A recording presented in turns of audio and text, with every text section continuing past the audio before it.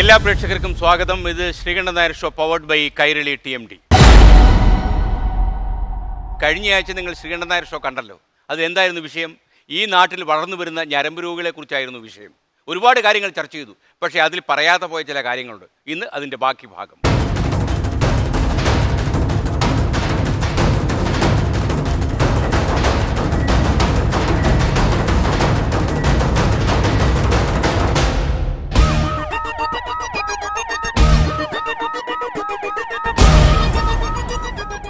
എന്തുകൊണ്ട് പീഡനങ്ങൾ വർദ്ധിക്കുന്നു എന്ന് ചോദിക്കുകയാണെങ്കിൽ ഡ്രഗ്സിന്റെ ഉപയോഗം കേരളത്തിൽ വ്യാപകമാണ്. സ്കൂളുകളുടെ സമീപത്ത് പോലും ചെറിയ മാടക്കടകളിൽ പോലും ഈ പറയുന്ന കഞ്ചാവും മറ്റും വളരെ സുലഭമാണ്. പാലക്കാട് ചുരത്തിലൂടെ ഏകദേശം ഒരു ദിവസം 5 കോടി രൂപയുടെ കഞ്ചാവാണ്.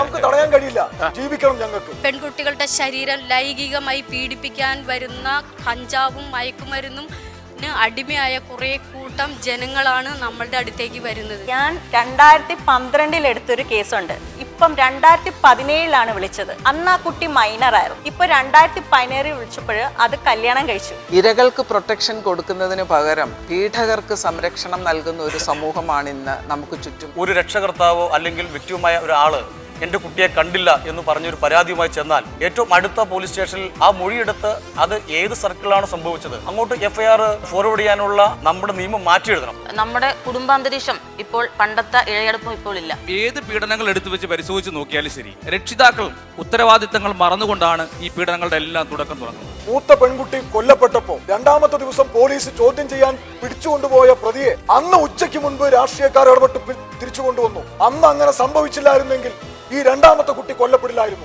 നമ്മുടെ സ്കൂളുകളിൽ ഒരു പരാതിപ്പെട്ടി വെച്ചിട്ടുണ്ട്. ആ പരാതിപ്പെട്ടിയിൽ വീഴുന്നത് ആ സ്കൂളിലെ ഏറ്റവും നല്ല അധ്യാപകന്റെ പേരിലായിരിക്കും. അതും പീഡിപ്പിച്ചു എന്നായിരിക്കും. ഗോവിന്ദചാമി അറസ്റ്റ് ചെയ്യുമ്പോൾ അയാളുടെ വെയിറ്റ് 60 കിലോയാണ്.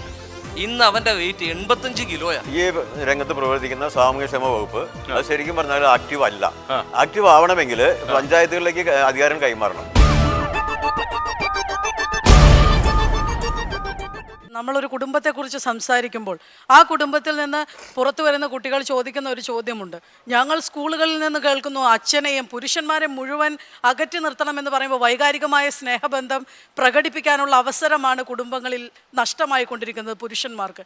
അതോടൊപ്പം തന്നെ ഇപ്പോൾ പെരുമ്പാവൂർ കേന്ദ്രീകരിച്ച് പറഞ്ഞ് നമ്മളെല്ലാവരും അറിഞ്ഞ ജിഷ സംഭവത്തെക്കുറിച്ച് പറയുമ്പോൾ അതിൻ്റെ പ്രാദേശിക ചാനലിൽ വർക്ക് ചെയ്തുകൊണ്ടിരുന്ന ഒരാളാണ് ഞാൻ. ആദ്യം ഈ കേസ് എത്തിയത് ചാനലിലാണെന്നും അത് റിപ്പോർട്ട് ചെയ്ത ചാനലിനൊപ്പം നിന്ന ഒരു വ്യക്തിയാണ് ഞാൻ. അവർക്കൊപ്പം നിൽക്കുമ്പോൾ ഇന്ന് അതിനെതിരായിട്ട് കുറ്റപത്രം സമർപ്പിച്ചിരിക്കുമ്പോൾ ഒരു സാമ്യവും ഇല്ലാത്ത രീതിയിലുള്ള ഒരു കുറ്റപത്രമാണ് അവിടെ. താങ്കൾ വിശ്വസിക്കുന്നുണ്ടോ? ഇപ്പൊ വിജിലൻസ് പറഞ്ഞു യഥാർത്ഥ പ്രതികളിലല്ല അന്വേഷണം നടത്തിയത്. അത് സാമാന്യ ബോധമുള്ള ഏതൊരു പൗരനും മനസ്സിലാകുന്ന തരത്തിൽ തന്നെയാണ് ആ ഒരു കുറ്റപത്രം നിലനിൽക്കുന്നത്. നമുക്ക് എങ്ങനെയാണ് ഇതിനോട് പ്രതികരിക്കേണ്ടത് എന്നറിയില്ല. ഒരുപക്ഷെ വൈകാരികമായ ഒരു ജാഗ്രത നമ്മൾ എല്ലാവരും കാണിക്കുന്നു. ഇത്തരം പീഡനങ്ങൾ നടക്കുമ്പോൾ, ഓരോ പീഡനങ്ങളും നടക്കുമ്പോഴും അതിനെ പൊക്കിപ്പിടിച്ചുകൊണ്ട് ചർച്ചകളും സംവാദങ്ങളും സംഘടിപ്പിക്കുമ്പോഴും അതിനുശേഷം അത് തീരുകയാണ് ചെയ്യുന്നത്. പ്രതികളെ ജയിലിൽ അടയ്ക്കുമ്പോഴും ഇരയെ പ്രതിയായി കാണുന്ന സമൂഹത്തിലാണ് സ്ത്രീകൾ ജീവിക്കുന്നത്. അതുകൊണ്ട് തന്നെ തുറന്നു പറയാൻ ഈ പറയുന്ന പഞ്ചായത്ത് പ്രാദേശിക ചാനൽ വർക്ക് ചെയ്ത ആളല്ലേ? അതെ. ഈ പീഡനക്കാർക്കും കള്ളനോട്ടടിക്കാർക്കും കിട്ടുന്ന ഏറ്റവും വലിയ ശിക്ഷ എന്താണെന്നറിയാമോ? ഈ പ്രസ് ഫോട്ടോഗ്രാഫേഴ്സ് എടുക്കുന്ന പടം. കാരണം അവൻ ഏതെങ്കിലുമൊക്കെ കമണക്കമ്പോ ബെന്നിയനോ എന്തെങ്കിലും എടുത്ത് മുഖം മറയ്ക്കുന്നുണ്ട്. ഇവനെ മുഖം മറയ്ക്കാതെ കിട്ടണം. ഞാൻ യഥാർത്ഥത്തിൽ ആഗ്രഹിക്കുന്ന ഒരു മനുഷ്യാവകാശ ലംഘനമാണെന്ന് എനിക്കറിയാം. എന്നാലും പൊതുജന മധ്യത്തിൽ ഇവനെ എക്സ്പോസ് ചെയ്യപ്പെടുന്നു എന്നുള്ളതാണ് അവന് ജീവിതത്തിൽ ആകെ കിട്ടുന്ന ഒരു ശിക്ഷ. അതെ, അമീറുൽ ഇസ്ലാം എന്ന് പറയുന്ന വ്യക്തി, അദ്ദേഹത്തിന് എല്ലാ ബഹുമാനവും നൽകിക്കൊണ്ട്, മനുഷ്യൻ എന്ന പരിഗണന അർഹിക്കാത്ത വ്യക്തി എന്നിരുന്നിട്ട് കൂടി ആ പരിഗണന നൽകിക്കൊണ്ട് തന്നെ പറയുന്നു. അയാൾ ഒരു ചാനലിന് മുമ്പിലും അയാൾക്ക് സംസാരിക്കാൻ അവസരം കിട്ടിയിട്ടില്ല. അയാൾ സംസാരിക്കുമ്പോൾ കോടതിക്കകത്ത് പോലും മാധ്യമപ്രവർത്തകരെ വിലക്കുന്ന സമൂഹം. അത്തരത്തിൽ എഴുതപ്പെടുന്ന FIRകളാണ് അല്ലെങ്കിൽ ജാഗ്രതയില്ലാത്ത ഒരു റിപ്പോർട്ടുകൾ സമർപ്പിക്കപ്പെടുന്നത് കൊണ്ട് തന്നെയാണ് നമ്മുടെ സമൂഹത്തിൽ കുറ്റകൃത്യങ്ങൾ പെരുകുന്നത്. അപ്പോൾ താങ്കൾക്ക് ഒരു പ്രാദേശിക TV ചാനൽ വർക്ക് ചെയ്ത ഒരാളെന്ന നിലയിൽ ഇതിനകത്ത് ചില സംശയത്തിൻ്റെ പൊടിമരുന്ന് താങ്കളുടെ മനസ്സിലുണ്ടെങ്കിൽ അതൊരു വെടിമരുന്നാക്കി താങ്കൾ ഈ സന്ധ്യ മാമിന് അയച്ചു കൊടുക്കാൻ ചിന്ത. ഞാനൊരു വാർത്ത അവതാരക മാത്രമാണ്. നമുക്ക് എവിടെയും അതുകൊണ്ട് തന്നെയാണ് ഞാൻ എഴുത്തുകാരി. സ്വന്തം രചനകളിലൂടെ നമുക്ക് അതിനെ പ്രതികരിക്കാൻ സാധിക്കും. താങ്കൾ എഴുതണം. എഴുതിയിട്ടുണ്ട്. മാഡത്തിന് അയച്ചു കൊടുക്കണം. മാം അന്വേഷണം നടത്തിയ കേസല്ലേ? ജിഷ വധക്കേസിൽ എനിക്ക് വ്യത്യസ്തമായ അഭിപ്രായവും തെളിവുമുണ്ട് എന്ന് സ്വയം ബോധ്യമുണ്ടായിരുന്നുവെങ്കിൽ അത് ഒളിപ്പിച്ചു വെച്ച അങ്ങാണ് ഈ പറഞ്ഞ സമൂഹത്തിന് വേണ്ടി വാദിക്കാൻ നിൽക്കുന്നത്. തെറ്റത്. ഒരുപാട് വാർത്തകൾ പോലും നമുക്ക് പലപ്പോഴും വളച്ചൊടിക്കുക അല്ലെങ്കിൽ സത്യം എല്ലാ വാർത്തകളും പറയുന്നത് ചാനലിന്റെ സ്വഭാവമല്ല. എന്നാൽ കൊടുക്കുന്ന വാർത്തകൾ സത്യസന്ധമാകുക. മേഡം ഇത് ലക്ഷം കോടികളുടെ കാണുന്ന ഒരു ഇതാ. മേഡം ആ ജിഷ വധക്കേസിൽ എന്തെങ്കിലും മനസ്സുകൊണ്ട് തുറന്നു പറ. ഇതിനോട് അറിയാവുന്ന രഹസ്യങ്ങൾ മാത്രമേ ഞങ്ങൾക്ക് ഞങ്ങൾക്കറിയില്ല. അങ്ങനെ പറഞ്ഞാൽ പോരാ. മേഡത്തിന് അറിയാവുന്ന അതിലെ സത്യസന്ധമായ കാര്യം എന്ന് വെച്ചാൽ പറ. അത് ഒരു അപരാധി പുറത്തോണ്ട് പിടിക്കണം. ഒരു സെക്കൻഡ്. അപരാധി പുറത്തുണ്ട് എന്നല്ല പറയുന്നത്. അമീറുൽ ഇസ്ലാമിലേക്ക് പ്രതിയായി എത്തിച്ചേരുമ്പോൾ അതിന് പുറകിലുള്ള ഒരുപാട് ലൂപ്പ് ഫോൾസ്, നിയമത്തിന്റെ പഴുതുകൾ അടച്ചുകൊണ്ട് വേണം അന്വേഷണം മുന്നോട്ട് പോകാൻ എന്നാണ് ഞാൻ പറഞ്ഞത്. അല്ലാതെ പുറത്തുനിന്ന് ഒരു പ്രതിയെ കൊണ്ടുവരാനല്ല വസ്തുത. ആ വസ്തുതയാണ് ഞാൻ പറഞ്ഞതുകൊണ്ട് ജിഷ വധക്കേസിൽ ഒരു പുതിയ പ്രതിയെ കൊണ്ടുവരാനോ അതിനുവേണ്ടി പരിശ്രമിക്കാനോ നമുക്ക് സാധിക്കുന്നില്ല. ഒരു സ്ത്രീയുടെ നേരെ ഉണ്ടായിരുന്ന ലൈംഗിക വൈകൃതം എന്ത് എന്ന് കൃത്യമായി കണ്ടിട്ടുള്ള ഒരു വ്യക്തിയാണ് ഞാൻ. അതിനു മുമ്പിൽ ഒരു അമ്മയാണ് ഞാൻ. എൻ്റെ മകൾ എന്ന് ആശ്വസിക്കുമ്പോൾ എനിക്കത് സാധിക്കില്ല. ഇച്ഛാശക്തിയുള്ള ഒരു ഭരണകൂടമോ ഒരു പോലീസ് സംവിധാനമോ അതല്ലെങ്കിൽ ഇതിന്റെ പിറകിൽ സാംസ്കാരിക സംഘടനകളുണ്ട് നമ്മുടെ നാട്ടിൽ, അല്ലേ? പൊതുപ്രശ്നങ്ങളിൽ ഒരുപാട് ഇടപെടുന്നവരുണ്ട്. നമ്മുടെ എന്താ പറയുക, പരിസ്ഥിതി പ്രശ്നങ്ങളിലും അതുപോലെ തന്നെ അഴിമതി ഇങ്ങനെയുള്ള പ്രശ്നങ്ങളിലൊക്കെ ഒരുപാട് സജീവമായിട്ട് ഇടപെടുന്ന സാംസ്കാരിക പ്രസ്ഥാനത്തിലെ നായകരും രാഷ്ട്രീയ നേതാക്കളും ഒക്കെ തന്നെ ഈ സ്ത്രീ പീഡന കഥകളിൽ ഇത്ര സജീവമായിട്ട് ഇടപെടുന്നതായിട്ട് നമുക്ക് കാണുന്നില്ല. എന്താ കാരണം എന്ന് വെച്ച് കഴിഞ്ഞാൽ ഇച്ഛാശക്തി ഇല്ല. എന്റെ വീടിന്റെ അടുത്ത് പോലീസ് ഉദ്യോഗസ്ഥർ 17 പാക്കറ്റ് കഞ്ചാവ് പിടിച്ചുകൊണ്ട് പോയി. രാത്രി 12 മണി പേപ്പറിൽ പ്രത്യേക ദിവസം വാർത്തയും വന്നു. 7 ദിവസത്തെ റിമാൻഡിൽ വെച്ചെന്ന് വന്ന് 12 മണി രാത്രി ആയപ്പോഴത്തേക്കും നല്ല അഡ്വക്കേറ്റ് 1 ലക്ഷം രൂപ കറക്റ്റായിട്ട് കൊടുത്ത് 1 ലക്ഷം രൂപ ജാമ്യത്തിൽ 12 മണിക്ക് രാത്രി അയാൾ വീട്ടിൽ വന്നു. നമ്മുടെ നിയമം നടപ്പാക്കാനുള്ള ഈ ഉദ്യോഗസ്ഥന്മാരാണ് ഇതിന് ഏറ്റവും വലിയ കൂട്ടാളി നിൽക്കുന്നത്. കാരണം പണമോ പോലീസോ അഡ്വക്കേറ്റോ ഉണ്ടെങ്കിൽ ഏത് കേസും രക്ഷപ്പെട്ടു പോകാവുന്ന ഒരു സ്ഥിതിവിശേഷം ഇപ്പം ഇവിടെ. അതുകൊണ്ടാണ് ഞാൻ പറഞ്ഞ ഭരണം പഞ്ചായത്തിനെ ഏൽപ്പിക്കാൻ. നമ്മൾ ഇത്രയും കാലം വിചാരിച്ചിരുന്നത് പെൺകുട്ടികളാണ് ഏറ്റവും കൂടുതൽ ചൂഷണത്തിന് വിധേയനാകും എന്ന്. പക്ഷേ നമ്മുടെ ടീച്ചർ പറഞ്ഞ പോലെ ആൺകുട്ടികളെയാണ് നമുക്ക് കിട്ടിയ. ഇപ്പോൾ കേരളത്തിൽ 2015-16 കാലഘട്ടങ്ങളിൽ സെക്ഷലി അബ്യൂസ് ചെയ്ത കുട്ടികളുടെ കണക്ക് പ്രകാരം ചൈൽഡ് ലൈൻ 14 ജില്ലകളിലെ ചൈൽഡ് ലൈൻ റിപ്പോർട്ട് ചെയ്ത കേസ് 957 കേസുകളാണ് ഒരു വർഷം. അത് ഈ വർഷം ഏകദേശം അതും കഴിഞ്ഞ് ഏകദേശം 20% ഇൻക്രീസ് അതിലുണ്ടായിട്ടുണ്ട്. ഇതിലേകദേശം 40% ആൺകുട്ടികളെയാണ് ദുരുപയോഗം ചെയ്തിരിക്കുന്നത്. അതുകൊണ്ട് നമ്മൾ ഒരിക്കലും ഒരു ജെൻഡർ ഇക്വാലിറ്റി അല്ലെങ്കിൽ സ്ത്രീകളായിട്ടുള്ള അല്ലെ പെൺകുട്ടികളായിട്ട് മാത്രമാണ് ഈ പ്രശ്നം ഉണ്ടാകുന്നത് ചിന്തിക്കരുത് ഒരിക്കലും. നമ്മളെപ്പോഴും ബാധിക്കേണ്ടത് ആണും പെണ്ണും ഒരു ഈക്വൽ ജെൻഡറാണ്. അതിൽ ചിലപ്പം നമ്മൾ പറയും പുരുഷനോടൊപ്പം സ്ത്രീയെ എത്തിക്കുക എന്ന് പറഞ്ഞാൽ ചിലപ്പോൾ അത് സ്ത്രീനെ തരംതാത്തൽ തന്നെ ആയിരിക്കും ഒരു പക്ഷേ എനിക്കിതിനകത്ത് പറയാനുള്ളത് ഇവിടെ പറഞ്ഞതനുസരിച്ച് പറയുമ്പോൾ ഞാൻ ഇതുപോലെ തന്നെ ഒരു നമ്മുടെ ലീഡിങ് ആയിട്ടുള്ള റിലീജിയസ് സ്ഥാപനം നടത്തുന്ന ഒരു പത്രമാധ്യമ പ്രവർത്തനോട് ഞാൻ ചോദിച്ചു. അവരെന്നോട് ചോദിച്ചു ചൈൽഡ് ലേബറുമായിട്ട് ബന്ധപ്പെട്ട കുറച്ച് ഡേറ്റാസ് തരാമോ, നമ്പേഴ്സ് തരാമോ ചോദിച്ചു. ഞാൻ പറഞ്ഞു ഞാൻ തരാം, പക്ഷേ ഞാൻ തന്നിട്ടുണ്ടെങ്കിൽ നിങ്ങളുടെ ജോലി ആദ്യമേ പോകുമെന്ന് പറഞ്ഞു. കാരണം നമ്മുടെ ഇവിടെയുള്ള സഭ നടത്തുന്ന പല കോൺവെൻറ്റുകൾ, സെമിനാരികൾ ഇവിടെയൊക്കെയാണ് അന്യസംസ്ഥാനത്ത് നിന്ന് കുട്ടികളെ 14 വയസ്സ് പോലും പ്രായം തികയാത്ത കുട്ടികളെ അവിടെ കൊണ്ടുവന്നിട്ട് വീട്ടുജോലി, അവിടുത്തെ ഗാർഹിക ജോലി രാവിലെ 5:30 തൊട്ടിട്ട് 10:30 വരെ പണിയെടുപ്പിക്കുക ഒരു കുട്ടിക്ക്. അങ്ങനെ ഇത് പറയരുത്. എന്നറിയാമോ, ജില്ലാ കോർഡിനേറ്റർ അങ്ങൊക്കെയാണ് ഇത് നിയമപരമായി ഇതിന് ആ കുറ്റവാളികൾക്കെതിരെ സംസാരിക്കേണ്ടത്. ഇത് എന്ത് പറയുന്നത്? അങ്ങനെയല്ല ഞാൻ പറയുന്ന കാര്യം നിങ്ങൾ കേൾക്കും. അങ്ങനെ ഒളിച്ചു വെക്കുകയാണ് ഈ കാര്യം.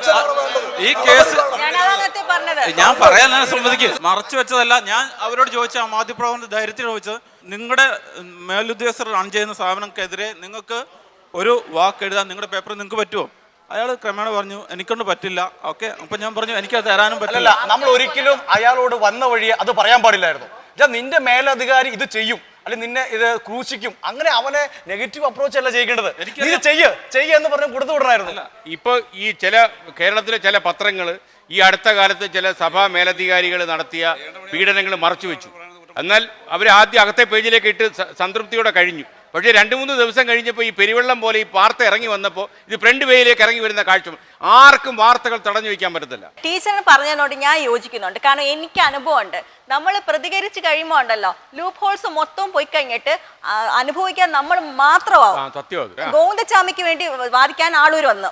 ആളൂരിന് ഭയങ്കര ഫീസ് ഉള്ള അഡ്വക്കേറ്റ് നമുക്ക് എല്ലാവർക്കും അറിയാം. അപ്പൊ ആളൂരിനെ എല്ലാവരും കല്ലെറിയുക. എന്തിനു വേണ്ടി ഇങ്ങനെ ഒരാളുടെ കേസ് വായിച്ചു? ആളൂരിനെ ഗോവിന്ദച്ചാമിയെ പോലൊരു പിച്ചക്കാരന് അപ്പോയിന്റ് ചെയ്ത് കൊടുത്തു. ആ ഒരു കാര്യത്തിലോട്ട് എന്തുകൊണ്ട് ഫോക്കസ് ചെയ്യുന്നില്ല?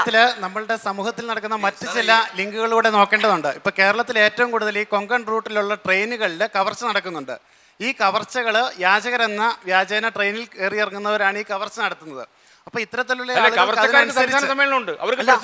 അതുകൊണ്ട് തന്നെ ഈ കവർച്ചക്കാർക്ക് വേണ്ടി ഇത്രയധികം കോടികൾ സമ്പാദ്യമുള്ള ഈ കവർച്ചക്കാര് യാചകർ എന്ന പേരിൽ വരുന്ന ഇവരെ പിന്തുണയ്ക്കുന്നതും അവരൊക്കെ തന്നെയാണ്. അതുകൊണ്ടാണ് ഗോവിന്ദച്ചാമിയെ പോലുള്ളവർക്ക് ഇതുപോലുള്ള വക്കീലിനെ കിട്ടുന്നത്. യഥാർത്ഥ പ്രശ്നങ്ങൾ എപ്പോഴും പുകമറയ്ക്കുള്ളിലാവും.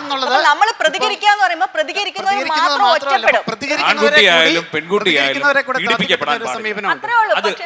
അതിനുവേണ്ടി പ്രതികരിക്കാൻ ഇറങ്ങിയ ഒരു സമൂഹമാണ് ഈ ഇരിക്കുന്നവരെല്ലാം തന്നെ. ആ പ്രതികരിക്കുന്നവർ പറയുകയാണ് പരിമിതികളുണ്ടെന്ന്. പരിമിതികളുള്ളവർ നമ്മളൊരു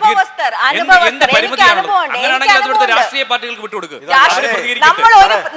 കേസ് എടുത്തിട്ട് ആ രാഷ്ട്രീയ പാർട്ടികൾ എന്തായാലും രാഷ്ട്രീയ കൊലപാതകം നടത്തുന്നതിന് പകരം ഈ പറയുന്ന പീഡനക്കാരെ കൈകാര്യം ചെയ്യട്ടെ. ഞാൻ പ്രതികരിക്കാനായിട്ട് എനിക്ക് ഡബിൾ ചങ്ക് തന്നെയുണ്ട്. ഞാൻ പറഞ്ഞുതരാം.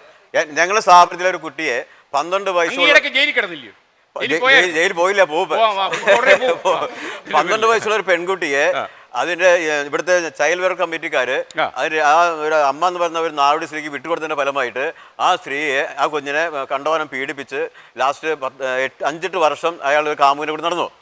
അവർക്കെതിരെ ആ കൊച്ചു വീണ്ടും ഞങ്ങൾക്ക് കൈ കിട്ടിയപ്പോൾ ആ കൊച്ചിനെ കൊണ്ട് ഞങ്ങൾ CWC ചെയർപേഴ്സന്റെ പേരിൽ പരാതി കൊടുത്തു ഹൈക്കോടതിയിൽ. 10 ലക്ഷം രൂപ നഷ്ടപരിഹാരം. ഇപ്പോൾ അതിന്റെ പ്രതിഫലമായിട്ട് എനിക്ക് കിട്ടുന്നത് ഇന്നിപ്പോൾ ജനസേവയിൽ 5 വലിയ റെയ്ഡ് നടത്തി കൊള്ള സംഘത്തെ പിടിക്കുന്നവരെ വന്നിരിക്കുന്നത് സുവിശേഷക്കാർ. അവിടെ മുഴുവൻ തട്ടിപ്പാണ്, അവിടെ വെട്ടിപ്പാണെന്ന് പറഞ്ഞിട്ട് അവിടുത്തെ ഓരോ കുട്ടികളും ചോദിക്കുന്ന ചോദ്യം എന്ന് പറയുന്നത് നിങ്ങൾ പട്ടിയെ പിടിക്കാൻ പോയിട്ടാണ് ചോദിക്കുന്നത്. പട്ടിയെ നിങ്ങൾ ആരെങ്കിലും പീഡിപ്പിക്കുന്നുണ്ടോ? അപ്പോൾ ഇതിനെതിരെ പ്രതികരിക്കുമ്പോഴുണ്ടാവില്ല. അല്ല ഞാൻ ഈ താങ്കളോടും ഈ പരിപാടി കണ്ടുകൊണ്ടിരിക്കുന്ന ലക്ഷക്കണക്കിന് പ്രേക്ഷകരോടും ഒരു സ്വകാര്യം പറഞ്ഞു തരാം. എനിക്ക് ഉപയോഗിക്കാൻ താല്പര്യമുള്ള ഒരു സൂത്രപ്പണി. അതായത് ശിശുക്ഷേമ സമിതി താങ്കളുടെ സ്ഥാപനത്തിൽ ആക്രമിച്ചു കയറുന്നുവെങ്കിൽ, അതിക്രമം കാണിക്കുന്നുവെങ്കിൽ താങ്കൾക്ക് ഒരു ചെലവുമില്ലാതെ തത്സമയ സംപ്രേഷണം ചെയ്യാൻ സൗകര്യമുണ്ട് ഫേസ്ബുക്കിൽ. അതായത് ഇവരവിടെ കാണിച്ചു കൂട്ടുന്ന വിക്രികളൊക്കെ ലോകത്ത് കോടിക്കണക്കിന് ആൾക്കാർ ആ നിമിഷം കണ്ടോളും. അതോടെ അവരുടെ കുപ്പായം കീറും, താങ്കൾ രക്ഷപ്പെടും. ഈ അടുത്തിടെ crime records bureau research investigation പുറത്തിറക്കിയ റിപ്പോർട്ടുണ്ട്. അതില് പീഡനത്തിനിരയായവരുടെ കണക്കുകൾ എടുത്ത് പരിശോധിക്കുമ്പോൾ 90% ബന്ധുമിത്രാദികളിൽ നിന്ന് പീഡിപ്പിക്കപ്പെടുന്നവരാണ്. 10% താഴെയാണ് അപരിചിതരായ ആളുകളിൽ നിന്ന് പീഡനം ഏറ്റുവാങ്ങേണ്ടി വന്നിട്ടുള്ളത്. ഇവിടെ നിന്ന് നമ്മൾ മനസ്സിലാക്കേണ്ടത് സാക്ഷരത എന്നത് മറിച്ചിട്ടാൽ രാക്ഷസത ആകും എന്നുള്ളതാണ്. കാരണം സാക്ഷര എന്നുള്ളത് മറിച്ചിട്ടാൽ രാക്ഷസ എന്നാകും. കാരണം നമ്മുടെ കുടുംബങ്ങളിലെ ജനാധിപത്യ ബോധം നഷ്ടമായിരിക്കും. എത്ര കുട്ടികളും അച്ഛനമ്മമാരും തമ്മിൽ നന്നായിട്ട് ഇഴയടുപ്പത്തോടുകൂടി കുടുംബാംഗങ്ങൾ തമ്മിലുള്ള ഒരു ബന്ധമുണ്ട്. മറ്റൊന്ന് സെക്സ് എഡ്യൂക്കേഷൻ്റെ ക്ലാസ്സുകൾ. പക്ഷെ നമ്മുടെ ആൺകുട്ടികൾക്കും പെൺകുട്ടികൾക്കും സെപ്പറേറ്റ് ആയിട്ടാണ് അത് കൊടുക്കുന്നത്. എന്തുകൊണ്ട് മിക്സഡ് ആയിട്ട് ഇരുത്തിക്കൊണ്ട് ഈ കുട്ടികൾക്ക് ഈ ക്ലാസ് കൊടുക്കാൻ നമുക്ക് പറ്റുന്നില്ല? മറ്റൊന്ന് അംഗനവാടികൾ കേന്ദ്രീകരിച്ചുകൊണ്ട് അഡോളസൻസ് പീരീഡിലുള്ള പെൺകുട്ടികൾക്ക് മാത്രം ക്ലാസ് കൊടുക്കുകയും, എന്താണ് പെൺകുട്ടികൾ മാത്രമാണോ ഇവിടത്തെ കുറ്റക്കാര്? ആൺകുട്ടികൾ കുറ്റക്കാരല്ലേ? അവരും അറിയേണ്ടവരല്ലേ? കാരണം പെൺകുട്ടി എന്ന് പറയുന്നത് ഒരു സെക്സ് അപ്പാരറ്റ് ആണ് എന്നുള്ള ഒരു മിഥ്യാബോധം നമ്മുടെ കുട്ടികളിൽ അടിവരയിട്ട് ഉറപ്പിക്കുകയാണ് ഇപ്പോഴും ചെയ്തുകൊണ്ടിരിക്കുന്നത്. അതുകൊണ്ടാണ് പെൺകുട്ടികൾക്ക് അവയർനെസ് ക്ലാസ്സുകൾ കൊടുക്കാം, ആൺകുട്ടികൾക്ക് ഇതൊന്നും വേണ്ടതില്ല എന്ന്. പക്ഷേ എല്ലാ ആൺകുട്ടികളും അങ്ങനെയാണ് എന്ന് ജനറലൈസ് ചെയ്ത് നമുക്ക് പറയാനാവില്ല. ഇവിടെ ആവശ്യത്തിന് പണവും പ്രഗത്ഭനായ ഒരു അഡ്വക്കേറ്റും ഉണ്ടെങ്കിൽ ഇവിടെ ഏത് കുറ്റവാളിക്കും രക്ഷപ്പെടാമെന്നുള്ള ഒരു സ്ഥിതിവിശേഷം കേരളത്തിൽ നിലനിൽക്കുമ്പോൾ പൈസ ഉള്ളവരും അതുപോലെ ബന്ധപ്പെട്ടവർക്കും രക്ഷപ്പെട്ടു പോകുന്നു. ഇവിടെ സാധാരണക്കാരുടെ വേദന കേൾക്കാൻ ആരുമില്ല. സാധാരണക്കാർക്ക് വേണ്ടി ഈ സമീപകാലത്ത് നടന്ന ഒരു സംഭവം അങ്ങ് കൂട്ടി വായിച്ചോളൂ. അതായത് പോലീസ് ഉച്ചയും കുത്തി നിന്നിട്ട് ഒരു പ്രതിയെ കൊണ്ട് പറയിക്കാൻ പറ്റുന്നില്ല. അവന്റെ ശരീരത്തിൽ തൊട്ട മജിസ്ട്രേറ്റിനോട് അവൻ കാര്യം പറയും. സത്യം പറയും, ശരീരത്തിൽ തൊടാൻ പറ്റത്തില്ല. കാരണം എന്താ അറിയോ? ഒരു വക്കീല് കൃത്യം പഠിപ്പിച്ചു വെച്ചേക്കുക, അവന്റെ വാ തുറന്ന മറ്റേ കാര്യം പറയും. ഇപ്പൊ നിയമം ശക്തമായി നടപ്പിലാക്കാൻ, ശക്തമായ നടപടികൾ ഉണ്ടാക്കാൻ, ഈ മദ്യവും മയക്കുമരുന്ന് ലഹരി വസ്തുക്കളൊക്കെ കുറയ്ക്കാനുള്ള നടപടികൾ അവിടെ ഉണ്ടാക്കണം. കുടുംബത്തിൽ അങ്ങോട്ടും ഇങ്ങോട്ടും പൊട്ടിച്ചിരിക്കുന്ന കുടുംബങ്ങൾ, ഒരുമിച്ചിരുന്ന് ആഹാരം കഴിക്കുന്ന കുടുംബങ്ങൾ, ഒരുമിച്ചിരുന്ന് പ്രാർത്ഥിക്കുന്ന കുടുംബങ്ങൾ, പരസ്പരം പങ്കുവയ്ക്കുന്ന കുടുംബങ്ങൾ, ആ ശ്രേഷ്ഠമായ തലത്തിലേക്ക് കുടുംബം ഉയരണം. ആ കുടുംബം വരുമ്പോൾ ഒരുപാട് മാറ്റങ്ങൾ വരാൻ കഴിയും. പക്ഷെ നമ്മൾ ഒരു കാര്യമുണ്ട്, നമ്മുടെ കുടുംബത്തിൽ മാത്രം മാറ്റങ്ങൾ വരുമ്പോൾ നമ്മുടെ കുട്ടികൾ ചെല്ലുന്ന സമൂഹത്തിലേക്കാണ്. സമൂഹത്തിൽ മാറ്റം വരണം. അതിനുവേണ്ടി ജനാധിപത്യ സർക്കാരിന് ഒരുപാട് ഉത്തരവാദിത്തമുണ്ട്. ഞാനൊരു ജനപ്രതിനിധിയാണ്. ജോസ് സാർ സൂചിപ്പിച്ചതുപോലെ പ്രാദേശിക സർക്കാർ സംവിധാനങ്ങൾ, ജാഗ്രതാ സമിതികൾ കൂടുതൽ കാര്യക്ഷമമാക്കുക. പക്ഷെ അങ്ങനെ കാര്യക്ഷമമാക്കുമ്പോൾ വെറും ചർച്ചകൾ മാത്രമായിട്ട് അവസാനിക്കുക. അവിടെ അവർക്ക് ആവശ്യമായ ഒരു സാഹചര്യം ഒരുക്കാനുള്ള സംവിധാനമില്ല. ആ സംവിധാനം ഒരുക്കുന്നതിന് വേണ്ടി ജനാധിപത്യ സർക്കാർ മുന്നോട്ട് വരണം. അങ്ങനെയുള്ള സാഹചര്യം ഒരുക്കിക്കൊണ്ട് പരസ്പര ബന്ധങ്ങൾ ഊട്ടിയുറപ്പിച്ചുകൊണ്ട് മുന്നോട്ട് പോകാൻ കഴിയുന്ന ഒരു സംവിധാനമായി മാറ്റാൻ കഴിയണം. ആരോഗ്യമുള്ള 12-13 വയസ്സായ കുട്ടികൾക്ക് ഒരു വിഷമം അല്ലെങ്കിൽ ഒരു പീഡനം വരുന്ന സമയത്ത് അവർക്ക് അത് തൊട്ടടുത്ത ആളോട് അല്ലെങ്കിൽ കൗൺസിലിംഗ് നടക്കുമ്പോൾ ടീച്ചർമാരോട് അങ്ങനെ പല ആളുകളോടും പറയാൻ പറ്റും. മറിച്ച് ഈ ഭിന്നശേഷിയുള്ള ശാരീരിക മാനസിക വൈകല്യമുള്ള കുട്ടികൾ അപ്പോൾ പറയുകയാണെങ്കിൽ നേരെ കിടപ്പ് തന്നെ ആയിരിക്കും, അവർക്ക് പരസഹായമില്ലാതെ അനങ്ങാൻ പോലും പറ്റില്ല. പക്ഷേ അവിടെ ആ കുട്ടികളുടെ രക്ഷിതാക്കൾ വളരെ പാവപ്പെട്ട രക്ഷിതാക്കളായിരിക്കും. അപ്പോൾ അവരെ ആശ്രയിച്ച് അല്ലെങ്കിൽ ആരെയെങ്കിലും ഏൽപ്പിച്ചിട്ടാണ്, ഈ കുട്ടികളെ ഏൽപ്പിച്ചിട്ടാണ് അവർ പുറത്ത് ജോലിക്കൊക്കെ പോകുന്നത്. അപ്പോൾ നമ്മുടെ സർക്കാരിൽ ഒരുപാട് കമ്മീഷനുകളും ഒരുപാട് ഏജൻസികളും ഉണ്ടായിട്ടും വേണ്ട രീതിയിൽ ഇതൊന്ന് ഉത്തരവാദിത്തത്തോടു കൂടി മുമ്പോട്ട് ചലിപ്പിച്ചിരുന്നെങ്കിൽ ഇത്തരത്തിലുള്ള കുറേ കാര്യങ്ങൾ നമുക്ക് ഇടപെടാമായിരുന്നു എന്നൊരു അഭിപ്രായമാണ് എനിക്കുള്ളത്. സൈക്കോളജിസ്റ്റിനെ കാണാൻ പോവുക അല്ലെങ്കിൽ കൗൺസിലിംഗ് തേടാൻ പോവുക എന്ന് പറഞ്ഞാൽ ഒരു മനഃശാസ്ത്രജ്ഞനെ കാണാൻ പോകുന്ന ലാഘവത്തോടെ നീ വട്ട പ്രാന്താണ്, എൻ്റെ മോൾക്കോ അല്ലെ മോനോ പ്രാന്താണ് എന്ന് നാട്ടുകാർ പറയുമെന്ന് പേടിച്ചാണ്. കാരണം മനോരോഗത്തെ ഒരു ചികിത്സ സാധ്യമായ ഒരു രോഗമായിട്ട് കാണാൻ സമൂഹം തയ്യാറല്ല. സ്റ്റിഗ്മ ശരിയാണ്, അതാണ് നിൽക്കുന്നത്. പക്ഷേ ആവശ്യക്കാർ അനവധിയാണ്, ഒരുപാടുണ്ട്. എത്രയോ പേർക്ക് സൈക്കോളജിസ്റ്റിനെയോ ക്ലിനിക്കൽ സൈക്കോളജിസ്റ്റിനെ നേരിട്ട് വന്ന് കൺസൾട്ട് ചെയ്യണം എന്ന് ആഗ്രഹമുണ്ട്. കേരളത്തിൽ എവിടെയാണ് ഒരു ക്ലിനിക്കൽ സൈക്കോളജി ഡിപ്പാർട്ട്മെന്റ് ഉള്ളത്? ഈ പ്രൊഫഷനെ നെരിച്ചു കൊന്നുകൊണ്ടിരിക്കുന്ന ഒരു സ്റ്റേറ്റ് ആണിത്. ഞങ്ങൾ കേസുകൾ നടത്തുന്നുണ്ട് പല പ്രാവശ്യം. എല്ലാ തല മുതൽ വാല് വരെയുള്ള എല്ലാ മിനിസ്റ്റേഴ്സിനെയും കണ്ട് ഫയലുകൾ കൊടുത്തിട്ടുണ്ട്. പല ഫയലുകളും മുക്കിക്കളയുന്ന അവസ്ഥയാണുള്ളത്. 2012 ശേഷം ഈ സ്റ്റേറ്റിൽ ഒരു ക്ലിനിക്കൽ സൈക്കോളജിസ്റ്റിനെയും ഗവൺമെൻറ്റിൽ നിയമനം ഉണ്ടായിട്ടില്ല. കോർട്ടിൽ കേസാണ്. ഗുജറാത്തിലും മറ്റ് സ്റ്റേറ്റ്സിലും 50-60 പേരാണ് ഓരോ വർഷവും അപ്പോയിൻ്റ് ആകുന്നത്. ആർക്കാ നഷ്ടമുണ്ടാകുന്നത്? കേരളത്തിലെ ജനങ്ങൾക്കല്ലേ. താങ്കളുടെ അടുത്ത് വരുന്ന ആളുകളുടെ ഒരു മാനസിക ആരോഗ്യം വിലയിരുത്തുമ്പോൾ ഈ ക്ലിനിക്കൽ സൈക്കോളജിയുടെ ഒരു സാധ്യത കേരളത്തിൽ എങ്ങനെയാണ്? വളരെയധികമാണ്. ഞങ്ങൾക്ക് ഒത്തിരി മാറ്റങ്ങൾ കുട്ടി ജനിക്കുന്നതിന് മുൻപ് തന്നെ അമ്മയുടെ മാനസിക ആരോഗ്യത്തിൽ തുടങ്ങി ഏതൊരു ഏജ് വരെയും വളരെ ഒത്തിരി മാറ്റങ്ങൾ ഉണ്ടാക്കാൻ ഉള്ള സ്കില്ലുള്ളവരാണ് സൈക്കോളജിസ്റ്റ്. പക്ഷെ ഞങ്ങളെ ആരും വേണ്ട രീതിയിൽ ഉപയോഗിക്കുന്നില്ല ഈ സ്റ്റേറ്റ്. അതെന്താണെന്നറിയാമോ? ആളുകൾക്ക് ശരിക്കും ഈ ഒരു ശാസ്ത്ര ശാഖയുടെ സാധ്യത തികച്ചും മനസ്സിലായിട്ടില്ല. വിദ്യാഭ്യാസമുള്ളവർക്കൊക്കെ ആളുകൾ എന്ന് വെച്ചാൽ ഒരു മനോരോഗ വിദഗ്ധനെയും ഒരു സൈക്കോളജിസ്റ്റിനെയും തമ്മിൽ തിരിച്ചറിയുന്ന പോലുമില്ല. അതെന്തുകൊണ്ട് ആ അവയർനെസ് എന്തുകൊണ്ട് ഉണ്ടാവുന്നില്ല? എവിടെയാണ് ഉണ്ടാക്കേണ്ടതെന്നുള്ളതാണ് പ്രശ്നം. അത് ഞങ്ങൾക്ക് ഒരു ഡിപ്പാർട്ട്മെന്റ് തരൂ, ഒരു കൊല്ലത്തിന് ഒരു ഡിപ്പാർട്ട്മെന്റ് ഗവൺമെന്റിൽ തരൂ ക്ലിനിക്കൽ സൈക്കോളജി. ആരോഗ്യമന്ത്രിയെ കണ്ടോ? അതെ, ആരോഗ്യമന്ത്രിയെ കണ്ടിട്ടുണ്ട്. അവരുമായിട്ട് ഞങ്ങൾ ഫയലും കൊടുത്ത് ഫോട്ടോവും എടുത്തിട്ടുണ്ട്. പക്ഷേ സർക്കാർ മേഖലയിൽ മാത്രമല്ലല്ലോ സൈക്കോളജിസ്റ്റുകൾ, മറ്റു പൊതുമേഖലകളിലുണ്ട്. ഓരോ സ്കൂളിനോടനുബന്ധിച്ച് കൗൺസിലേഴ്സ് ഉണ്ട്. ഇവരെയൊക്കെ സമീപിക്കാവുന്നതാണ്. എല്ലാ സ്കൂളുകളിലും ഇപ്പോൾ സർക്കാർ കൗൺസിലേഴ്സിനെ അപ്പോയിന്റ് ചെയ്യുന്നുണ്ട്. MA സൈക്കോളജി MSW കഴിഞ്ഞ പിറ്റേ ദിവസം അവർ കൗൺസിലേഴ്സാ.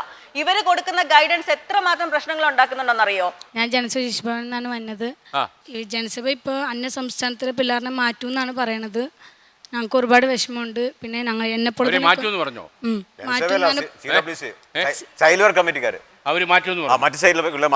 അവര് യുദ്ധത്തിൽ തന്നെയാണോ? 1.5 വയസ്സാണ് ഞാൻ ജനസേവയിൽ വന്നത്. ഇത്രയും വർഷമായിട്ട് ഞങ്ങളെ ജോസങ്ങളാണ് നോക്കിയത്. ഇപ്പൊ എന്തുകൊണ്ടാണ് അവർ അന്യ സംസ്ഥാന കുട്ടികളെ മാറ്റണം എന്ന് പറയുന്നത്? അവരൊന്നുമല്ലല്ലോ ഞങ്ങളെ പഠിപ്പിച്ച് വലുതാക്കിയതൊന്നും. എല്ലാം ഞങ്ങളെ ജോസങ്ങളല്ലേ നോക്കിയത്. ചോദിക്കാൻ അവർ ഞങ്ങളെ പേടിപ്പിക്കുക. അവർ വന്നിട്ട് ഇങ്ങനെ പറയും, നിങ്ങൾ എന്താ ഇവിടെ നിൽക്കുന്നത്? നിങ്ങൾ ഇവിടെ പഠിച്ചില്ലെങ്കിൽ ഇവിടെ നിൽക്കേണ്ട കാര്യമൊന്നുമില്ല, നിങ്ങൾക്ക് അന്യ സംസ്ഥാനത്തിൽ ഓരോരുത്തർ ഓരോ സ്ഥലങ്ങളിലേക്ക് മാറ്റും എന്നൊക്കെയാ പറഞ്ഞ് പേടിപ്പിക്കുന്ന. വന്നു കഴിയുമ്പോ ഞങ്ങൾക്ക് നിൽക്കാൻ പോലും പേടിയാ. പോലീസുകാരൊക്കെ വരുന്നത് ഞങ്ങളുടെ അടുത്തേക്ക്. ഞങ്ങളുടെ അവിടുത്തെ 6-8 ചേച്ചിമാരെ കല്യാണം വരെ കഴിഞ്ഞു. അവരൊക്കെ നല്ല ജീവിതത്തിൽ ജീവിച്ചു പോകുന്നത്. അപ്പോഴൊന്നും ഇവര് വരുന്നില്ലല്ലോ. ഇന്ത്യ രാജ്യത്ത് ജനിച്ച ഏതൊരു കുട്ടിക്കും ഇന്ത്യയിൽ എവിടെയും ജീവിക്കാൻ ഇന്ത്യ ഗവൺമെന്റിന്റെ ഭരണഘടനാപരമായ അനുവാദമുണ്ട്. അപ്പോൾ ജനസേവയിലെ കുട്ടികളെ നീക്കാൻ നടപടി എടുക്കുമ്പോൾ അതിനെ ഈ പൊതുസമൂഹം ശക്തമായി എതിർക്കണം. അവർക്ക് ഇവിടെ കേരളത്തിൽ ജീവിക്കാനുള്ള അവകാശം കൊടുക്കണം. അതിനുള്ള പൊതുസമൂഹ നിലപാടെടുക്കും. നമ്മുടെ കമ്മീഷനെല്ലാം ഇരിപ്പുണ്ട്. ആ കുട്ടികൾക്ക് സംരക്ഷണം കൊടുക്കാൻ. ആ കുട്ടിയെ മാവേലി സാറാണ് സംരക്ഷിച്ചെങ്കിൽ ആ കുട്ടികൾക്ക് വേണ്ടി കേരള സമൂഹം ഒറ്റയ്ക്കുള്ള നിൽക്കണമെന്ന് ഞങ്ങൾക്ക് അഭ്യർത്ഥിക്കാം. ഒരുപാട് കാലം വൈദികനായിരുന്നു. എത്ര വർഷം? 34 വർഷം. 34 വർഷം വൈദികനായിരുന്നു ലോഹ ഊരി. എന്തായിരുന്നു കാരണം?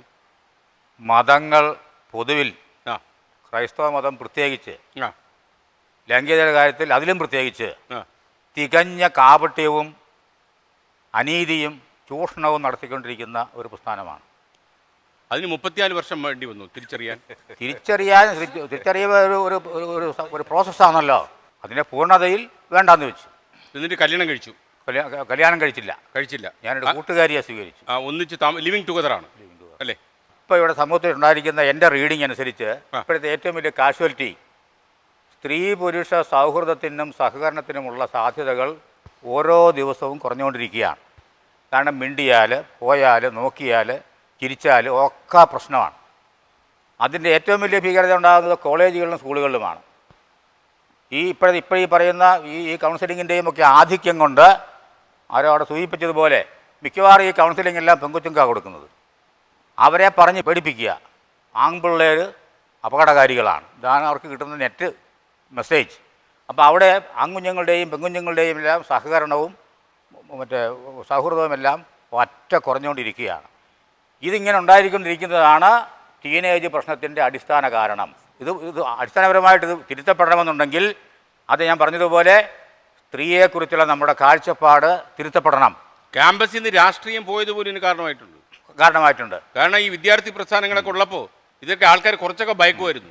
ലൈംഗികതയെക്കുറിച്ചുള്ള നമ്മളുടെ വികലമായ കാഴ്ചപ്പാട്, എല്ലാ മതങ്ങളും ഒന്നൊഴിയാതെ സെക്സ് തിന്മയാണ്, പാപമാണ്, വൃത്തിഹീനമാണ്, ഓർക്കുന്നത് പോലും മനുഷ്യവിരുദ്ധമാണ് എന്ന് പഠിപ്പിക്കുന്നവരാണ് എല്ലാ മതങ്ങളും, ക്രൈസ്തവ മതം പ്രത്യേകിച്ചും. നമ്മുടെ മതങ്ങളെല്ലാം പഠിപ്പിക്കുന്ന എന്താണ്? സഹനം, ത്യാഗം. ഇവിടെ സഹിക്കുക, ബുദ്ധിമുട്ടുക, ക്ലേശിക്കുക, വേണ്ടെന്ന് വയ്ക്കുക, ദാരിദ്ര്യം അനുഭവിക്കുക, അങ്ങേ ലോകത്ത് ഉരുട്ടി കിട്ടും എന്നാ പറയണത്. വികലമായ കാഴ്ചപ്പാടാണിത്. ഇതുപോലുള്ള കാഴ്ചപ്പാടുകളിലൂടെ മനുഷ്യരെ മുഴുവൻ വെറും വിധേയരും അടിമകളുമാക്കി മാറ്റുകയാണ് ചെയ്യുന്നത്. അങ്ങനെ ഒരു മറുപടി ഇദ്ദേഹം പറഞ്ഞത് ഒരു ഒറ്റപ്പെട്ട കാഴ്ചപ്പാടുകൾ ആരാം സ്വന്തം ഏൽക്കേണ്ടി വന്ന ചില അനുഭവങ്ങളുടെ വെളിച്ചത്തിൽ ആ മതത്തിന്റെ ചട്ടക്കൂട്ടിൽ നിന്നും പുറത്തു വന്നു. അതുകൊണ്ട് മതങ്ങളിൽ ഇരിക്കുന്നതെല്ലാം തെറ്റാണ്, മതത്തിന്റെ പഠിപ്പീരുകള് തെറ്റാണ് എന്ന് പറയുന്നതിനോട് ഒരിക്കലും യോജിക്കാൻ സാധിക്കില്ല. സാമൂഹിക സ്വാതന്ത്ര്യത്തിന്റെ അതിർവരമ്പുകൾ ചുരുങ്ങുകയും വ്യക്തി സ്വാതന്ത്ര്യത്തിന്റെ അതിർവരമ്പുകൾ വലുതായിക്കൊണ്ടിരിക്കുകയും ചെയ്യുകയാണ് ഇന്നത്തെ സാഹചര്യത്തിൽ. അതാണ് ഏറ്റവും കൂടുതലായി നമ്മുടെ സമൂഹത്തിൽ. വ്യക്തി സ്വാതന്ത്ര്യമെന്ന് രാഷ്ട്രീയക്കാരടക്കം സ്വാർത്ഥമായ താല്പര്യങ്ങളാണ് വളർന്നുകൊണ്ടിരിക്കുന്നത്. അതിന്റെ അർത്ഥം വ്യക്തി സ്വാതന്ത്ര്യം ഓരോ നിമിഷവും ഒരാഴ്ചയായുള്ളൂ. 34 വർഷം വൈദിക ജോലി ചെയ്തതിന് ശേഷമാണ് അത് കൊള്ളില്ല എന്ന് തിരിച്ചറിയാൻ സാധിച്ചെന്ന് പറഞ്ഞാൽ വിഡ്ഢികളുടെ പമ്പര ലോകത്താണ് അങ്ങനെ ജീവിക്കുന്നതെന്ന് പറയാതിരിക്കാൻ യാതൊരു നിർവാഹമല്ല. ഒന്ന്. രണ്ടാമത് എനിക്ക് പറയാനുള്ള കാര്യം കൂടെ പറയട്ടെ. ഇപ്പൊ ഇവിടെ സംസാരിച്ച മുഴുവൻ ആളുകളും കഞ്ചാവിന്റെയും മയക്കുമരുന്നിന്റെയും കാര്യങ്ങളാണ് ഏറ്റവും കൂടുതൽ പറഞ്ഞവരെല്ലാവരും സ്പർശിച്ചു പോയത്. ഇതിന്റെ ഉറവിടം കണ്ടെത്താൻ ഒരു പാടുമില്ല. അത് കണ്ടെത്തി ആ സാധനം നിരോധിച്ചാൽ ഈ കേരളത്തിൽ നടക്കുന്ന ഈ പീഡനങ്ങളുടെ ഒരു പകുതി കണ്ട് കുറയ്ക്കാൻ സാധിക്കുന്നതാണ് എൻ്റെ ഒരു അഭിപ്രായം. വീട്ടിലേക്ക് തിരിച്ചു പോകുമ്പോൾ ഈ കഞ്ചാവ് വലിയന്മാര് മാത്രമാണ് ഈ നാട്ടിലെ പീഡനക്കാരെന്ന് വിശ്വസിച്ചുള്ളത്. വനിതാ കമ്മീഷൻ മെമ്പർ എന്ന നമ്മുടെ മുമ്പിൽ വരുന്ന കുടുംബ ബന്ധങ്ങൾ സ്ഥിരീകരിക്കുന്ന ഒരുപാട് കേസുകൾ വരുന്നുണ്ട് വനിതാ കമ്മീഷന് മുമ്പിൽ. അവരൊക്കെ പറയുന്ന പലപ്പോഴും പെൺകുട്ടികളോട് ചോദിക്കുമ്പോൾ അവർ പറയുന്നത് അങ്ങനെ ചെയ്യാമോ മാഡം, എന്നെ വേറൊരു തരത്തിൽ നിർബന്ധിക്കുകയാണ്. അപ്പൊ സെക്സ് എന്ന് പറയുന്ന ശരിയായ ഡെഫിനേഷൻ ഒരു മതത്തിൽ നിന്നും കൃത്യമായ ഒരു പഠനം അവർക്ക് ലഭിക്കുന്നില്ല എന്ന് മനസ്സിലാക്കിക്കൊണ്ട് തന്നെ ഒരു മതത്തിൽ മാത്രമല്ല ഞാൻ പറയുന്നത്, എല്ലാ മതത്തിൽ നിന്നും. അതുകൊണ്ട് തന്നെ വനിതാ കമ്മീഷൻ നേരിട്ട് പ്രീ മാരിറ്റൽ കൗൺസിലിംഗ് കോഴ്സ് എന്ന് പറഞ്ഞിട്ട് പരിപാടി ചെയ്യുന്നുണ്ട്. സഭകളും മറ്റുള്ള സ്ഥാപനങ്ങളൊക്കെ നല്ല കാര്യമാണ്. ഒന്നും അറിയാതെ മാർക്കറ്റിലേക്ക് ഇറങ്ങുന്ന ഒരു പെൺകുട്ടിക്കും ആൺകുട്ടിക്കും ഒരുപാട് പ്രശ്നം. അപ്പൊ 2 ദിവസം 3 ദിവസം നീണ്ടു നിൽക്കുന്ന ഇത്തരത്തിൽ മതാധിഷ്ഠിതമല്ലാത്ത, അതായത് ഒരു ഇൻഡിപെൻഡന്റ് ആയിട്ടുള്ള അഭിപ്രായങ്ങൾ പറഞ്ഞു കൊടുത്ത് ക്ലാസ് എടുക്കാൻ കഴിവുള്ള ആളുകളെ ഉപയോഗപ്പെടുത്തിക്കൊണ്ടാണ് വനിതാ കമ്മീഷൻ ഇതിന് കൂടുതൽ പ്രാധാന്യം നൽകുന്നുണ്ട്. അതുപോലെ തന്നെ ആൺകുട്ടികളും സെക്സ് ഇനത്തിൽ അബ്യൂസ് ചെയ്യപ്പെടുന്നുണ്ടെന്ന് കണ്ടുകൊണ്ട് തന്നെ കലാലയ ജ്യോതി എന്ന പേരിൽ സ്കൂൾ തലത്തിൽ 6ഉം 7ഉം UP സ്കൂളിലും 8, 9, 10, +1, +2 ഇത്രയും ക്ലാസ്സുകളിൽ നല്ല എക്സ്പേർട്ട് കൗൺസിലേഴ്സിനെ ഉപയോഗിച്ചുകൊണ്ട് അവർക്ക് ഈ സെക്സിനെ കുറിച്ചിട്ടുള്ള ക്ലാസ്സുകളും ഈ മൊബൈലിന്റെ ദുരുപയോഗത്തെ കുറിച്ചുള്ള ക്ലാസ്സുകളും ഈ ലഹരിയുടെ ദുരുപയോഗത്തെക്കുറിച്ചുള്ള ക്ലാസ്സുകൾ നല്ല രീതിയിൽ കൊടുത്തു വരാൻ ഇപ്പൊ ഞാൻ 5 മാസമേ ആയുള്ളൂ വനിതാ കമ്മീഷൻ മെമ്പറായിട്ട്. പക്ഷെ കഴിഞ്ഞ 5 മാസം കൊണ്ട് 5 മാസത്തെ അനുഭവം കൊണ്ടാണ് ഒട്ടനവധി കേസുകളുണ്ട് റിപ്പോർട്ട് ചെയ്യപ്പെടാത്തതുകൊണ്ട് പലതും കേൾക്കുമ്പോൾ കണ്ണ് നനയുന്ന ഒരുപാട് അനുഭവങ്ങൾ മുമ്പ് വന്നിട്ടുണ്ട്.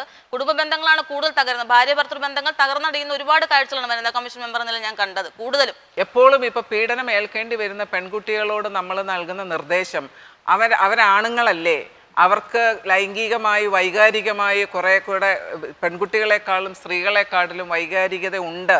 അതുകൊണ്ട് നിങ്ങൾ വേണ്ട ആ സാഹചര്യത്തിൽ നിന്ന് ഒഴിഞ്ഞു മാറാൻ. ഈ വൈകാരികത ആണുങ്ങൾക്കുമുണ്ട് പെൺകുട്ടികൾക്കുമുണ്ട്. പക്ഷെങ്കിൽ സ്ത്രീകൾ കൂടുതലും അതിനെ നിയന്ത്രിക്കുന്നതിനുള്ള ഒരു കഴിവ് ഈശ്വരൻ സ്ത്രീകൾക്ക് കൊടുത്തിട്ടുണ്ട്. പുരുഷന്മാർ അതിനെ ഒരു പരിധി വരെ മുതലെടുക്കുകയല്ലേ. പുരുഷൻ ഇത് കൂടുതൽ വികാരവും സ്ത്രീക്ക് കുറവും ആ രീതിയിൽ കാണുന്നതിന് പകരമായിട്ട് പുരുഷ കേന്ദ്രീകൃതമായ ഒരു സമൂഹമാണ് ഇവിടെ പോകുന്നത്. അപ്പോൾ ഒരു ആക്രമണോത്സുകത സമൂഹത്തിൻ്റെ എല്ലാ തലങ്ങളിലുമുണ്ട്. ആ പുരുഷനെ ആക്രമിക്കാൻ വേണ്ടിയിട്ടുള്ളതാണെന്നുള്ളൊരു ബോധം അവൻ്റെ മനസ്സിൽ എങ്ങനെയോ അടിയുറപ്പിക്കപ്പെട്ടിട്ടുണ്ട്. ഇവിടെ ഒരു ബലഹീനതയുള്ളത് പോലീസ് വേണ്ട രീതിയിലുള്ള ഇൻവെസ്റ്റിഗേഷൻ നടത്തുന്നില്ല. പോലീസ് അതിന് ക്യാപ്പബിൾ അല്ല എന്ന് തന്നെ പറയാം. പ്രൊഫഷണലിസം ഇല്ല പോലീസിന്. ഇൻവെസ്റ്റിഗേഷൻ പ്രൊഫഷണലിസം ഉണ്ടായിക്കഴിഞ്ഞാൽ ഇത് വളരെ കൃത്യമായി പിടിക്കപ്പെടും, കൃത്യമായി ശിക്ഷിക്കപ്പെടും. ഇപ്പൊ ഒരു പീഡനം ഉണ്ടായി കഴിഞ്ഞാലും അതിൽ ഇരയെ സംരക്ഷിക്കുന്നതിൽ കാര്യം പ്രതിയെ രക്ഷിക്കാനുള്ള കാര്യങ്ങളിലാണ് നടക്കുന്നത്. ഞാൻ അങ്ങയുടെ ഒരു ചോദ്യം ചോദിക്കട്ടെ. ഏതെങ്കിലും ഒരു പീഡന പ്രതി നിങ്ങളുടെ നാട്ടിലുണ്ടായി, അയാൾക്ക് ഒരു സാക്ഷി പോലീസ് വിളിച്ച് അങ്ങ് പോവോ? പോവും, ഞങ്ങൾ പോവും. കൊട്ടിയൂരിൽ ആ പള്ളിയിലച്ഛൻ കുട്ടിയെ ഗർഭിണിയാക്കി പ്രസവിപ്പിച്ച് ഏറ്റവും ഒടുവിൽ ആ പെൺകുട്ടിക്ക് പറയേണ്ടി വന്നു, എന്റെ അച്ഛനാണ് എന്നെ പീഡിപ്പിച്ചതെന്ന്. ആ പെൺകുട്ടിയുടെ മാനസികാവസ്ഥ എന്തായിരിക്കും ഒന്ന് ആലോചിച്ച് നോക്കൂ. അതിന് പോലീസിനെ എല്ലാ പഴി പറയേണ്ടത് അച്ഛനെയും അമ്മയും. ആ പിതാവ് പറഞ്ഞെന്തറിയോ? സഭയുടെ മാനം സംരക്ഷിക്കാനാണെന്ന്. എന്ത് സഭ? ഒരു കേസ് റിപ്പോർട്ട് ചെയ്യപ്പെട്ടു കഴിഞ്ഞാൽ കൃത്യമായ ഇൻവെസ്റ്റിഗേഷൻ നടക്കണം. അത് ഭരണകൂടത്തിന്റെ ഇച്ഛയ്ക്ക് അനുസരിച്ചല്ല ഇൻവെസ്റ്റിഗേഷൻ നടത്തുന്നത്. പൂർണ്ണമായും നിഷ്പക്ഷമായ അന്വേഷണമാണ് നടക്കേണ്ടത്. ആ നിഷ്പക്ഷമായ അന്വേഷണം നടത്തുന്നതിന് ഇപ്പോഴത്തെ പോലീസ് ശേഷിയുള്ളവരല്ലാതെ വളരെ ഗൂഢാലോചനാപരമായിട്ട് 4-5 പ്രതികൾ ചേർന്ന് ബലാത്സംഗം ചെയ്ത 41 പരം കേസുകൾ ഇവിടുത്തെ കേരള ഗവൺമെന്റിന് സാക്ഷികളെ അടക്കം കൊടുത്തിട്ട് നാളിതുവരെയായിട്ട് ഇവർ എന്ത് ചെയ്തു തിരക്കേണ്ടതാണ്. 12,086 കേസുകളാണ് പോലീസ് സ്റ്റേഷനിൽ റിപ്പോർട്ട് ചെയ്യപ്പെട്ടത്, FIR എഴുതിയിട്ടുള്ളത്. ഏതു പീഡന കേസിൽ നമ്മുടെ നാട്ടിൽ പ്രതികൾ ശിക്ഷിക്കപ്പെട്ടിട്ടുണ്ട്? സൂര്യനെല്ലി കേസ്, വിതുര കേസ്, അങ്ങനെ അനഘ, അങ്ങനെ നിരവധി കേസുകൾ. എത്ര കേസുകളിൽ, എത്ര പീഡന കേസുകളിൽ നമ്മുടെ നാട്ടിലെ ഈ പ്രതികൾ ശിക്ഷിക്കപ്പെട്ടിട്ടുണ്ട്? ഒരു കണക്കെടുക്കും. ഇന്ന് ജീവിച്ചിരിപ്പില്ലാത്ത ഒരു അഭിഭാഷകൻ ഇതുപോലൊരു സൂര്യനെല്ലി പോലൊരു കേസ് വാദിച്ചിട്ടുണ്ട്. അപ്പോൾ അദ്ദേഹം എന്നോട് പറഞ്ഞു, അദ്ദേഹം പ്രതിക്ക് വേണ്ടിയാണ് ഹാജരായത്. അപ്പോൾ അദ്ദേഹത്തിൻ്റെയും അദ്ദേഹത്തെ പോലുള്ള പല വക്കീൽ സമൂഹത്തിൻ്റെയും ഒരു പരിപാടി എന്താണെന്ന് ചോദിച്ചു കഴിഞ്ഞാൽ, ഈ വാദി എന്ന് പറയുന്നത് ഏറ്റവും വലിയ പ്രോസിക്യൂട്ടാണെന്നങ്ങ് തെളിയിക്കും കോടതിയിൽ. ആദ്യത്തെ 4 മിനിറ്റ് കൊണ്ട് ഇവരുടെ പുരാണം മൊത്തം അഴിച്ച് പുറത്തിട്ട് കഴിഞ്ഞപ്പോൾ അവർ വാവിട്ട് നിലവിളിച്ചു പോകുന്ന വക്കീൽ എന്നോട് പറഞ്ഞു. എന്നിട്ട് എന്നോട് പറഞ്ഞു, അവരുടെ ശാപം കൊണ്ടാണോ എന്നറിയില്ല, എനിക്കിപ്പോൾ രോഗമുണ്ടെന്ന് പറഞ്ഞു. ഈ കേസിൽ വാദിയായി നിന്നത് ഈ നാട്ടിൽ ഏറ്റവും അറിയപ്പെട്ട ഒരാളായിരുന്നു. എന്നിട്ട് പോലും പിടിച്ചിരിക്കാൻ പറ്റില്ല. അവർ പട്ടിക്കാരന് കോടതിയിൽ പാടില്ല. ഞാൻ പറഞ്ഞത് ഈ നാട്ടിൽ വിദ്യാഭ്യാസം സിദ്ധിച്ച ആളുകൾ മുഴുവനും ഇങ്ങനെയുള്ള സംഭവങ്ങളെ ഉണ്ടാകാതിരിക്കാൻ വേണ്ടിയല്ല ഈ സ്ഥലങ്ങളിൽ പ്രവർത്തിക്കുന്നതെന്ന് പറയാനാ. യഥാർത്ഥത്തിൽ കേസിനെ കുറിച്ച് പറയാതെ ഇവർ വേറൊരു തരം സ്ത്രീയാണ് എന്ന് സ്ഥാപിച്ചു കൊണ്ടുവന്ന് അവരുടെ ആത്മശക്തി തകർത്ത് കേസിൽ തെളിവില്ലാതാക്കുക. അവിടെയാണ് പ്രശ്നം. സ്ത്രീകളുടെ കേസിലും കുട്ടികളുടെ കേസിലും പ്രത്യേകിച്ചും അവരുടെ പൂർവ്വകാല ചരിത്രത്തെ പറ്റി അന്വേഷിക്കരുതെന്ന് വളരെ വ്യക്തമായി പറഞ്ഞിട്ടുണ്ട്. പക്ഷെ ഇതൊന്നും നമ്മളിപ്പം നോക്കാതെ എപ്പോഴും സ്ത്രീകൾ തന്നെ പ്രതിക്കൂട്ടിലായി വരുന്ന ഒരു അനുഭവമാണ് ഇപ്പം കാണാൻ സാധിക്കുന്നത്. ഇപ്പം തന്നെ ഈ അടുത്ത സമയത്ത് വന്ന കേസുകളിലെല്ലാം പല കേസുകളിലും പറയുന്നത് സ്ത്രീകളെ ഇന്ന ഇടങ്ങളിൽ നിന്ന് നിങ്ങളെ മാറ്റുന്നു. എനിക്ക് തുറന്നു പറയാനുള്ള ബുദ്ധിമുട്ടുണ്ട്. പല മേഖലകളിൽ നിന്ന് നിങ്ങൾ മാറി നിൽക്കൂ. പീഡകരാണ് ഇപ്പോഴും മുൻപന്തിയിൽ നിൽക്കുന്നത്. അതിപ്പോഴും എല്ലാ തരങ്ങളിലും കണ്ടുവരുന്നതായിട്ടുള്ള ഒരു അനുഭവമാണ്. പ്രത്യേകിച്ചും പീഡിതർ വീണ്ടും പീഡിക്കപ്പെടുന്ന ഒരു അനുഭവമാണ്. അതുകൊണ്ടാണ് മിക്കവാറും സ്ത്രീകൾ ആരും ഇത് പ്രതികരിക്കുന്നില്ല, തുറന്നു പറയാനായിട്ടുള്ള ബുദ്ധിമുട്ടുകൾ പറയുന്നത്. എറണാകുളത്ത് ഇപ്പോൾ ഏകദേശം ഒരു 5000-ഓളം സ്ത്രീകൾക്കും പെൺകുട്ടികൾക്കും സംരക്ഷണം നൽകി കഴിഞ്ഞ ഈ വർഷക്കാലം. എത്ര വേദന എടുത്താലും ആ സ്ത്രീ പറയുന്നത്, ഞാനൊന്ന് പോയി എൻ്റെ ചേട്ടൻ എങ്ങനെയുണ്ടെന്ന് ഞാനൊന്ന് നോക്കട്ടെ, എൻ്റെ മക്കൾ എങ്ങനെയുണ്ടെന്ന് നോക്കട്ടെ. ആ സ്ത്രീയെ ചങ്ങലക്കിട്ട് കെട്ടിയിട്ടാണ് ഈ പുരുഷൻ രാത്രിയിൽ ഉറങ്ങുന്നത്. സംശയരോഗമാണ്.